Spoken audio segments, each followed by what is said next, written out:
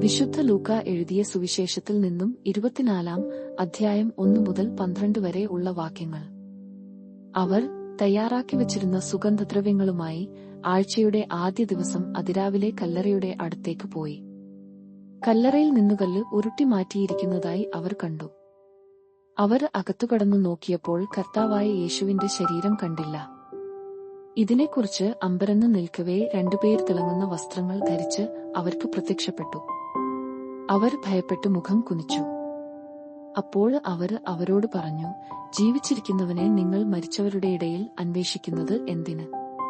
അവൻ ഇവിടെയില്ല, ഉയിർപ്പിക്കപ്പെട്ടു.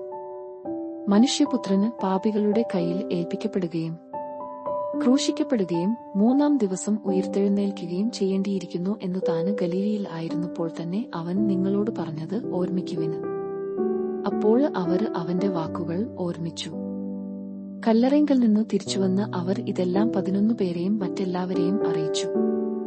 മഗ്ദലേന മറിയവും യോവാന്നയും യാക്കോബിന്റെ അമ്മയായ മറിയവും അവരുടെ കൂടെയുണ്ടായിരുന്ന മറ്റു സ്ത്രീകളുമാണ് ഇക്കാര്യങ്ങൾ അപ്പസ്തോലന്മാരോട് പറഞ്ഞത്.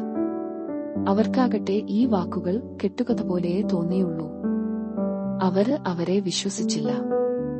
എന്നാൽ പത്രയാസ് എഴുന്നേറ്റ് കല്ലറയ്ക്കലേക്ക് ഓടി കുനിഞ്ഞ് അകത്തേക്ക് നോക്കിയപ്പോൾ അവനെ പൊതിഞ്ഞിരുന്ന തുണികൾ തനിയെ കിടക്കുന്നത് കണ്ടു. സംഭവിച്ചതിനെപ്പറ്റി വിസ്മയിച്ചുകൊണ്ട് അവൻ തിരിച്ചുപോയി. ദൈവവചനം അന്ന് നാം കേട്ടതു. നമുക്ക് ദൈവത്തെ സ്തുതിക്കാം.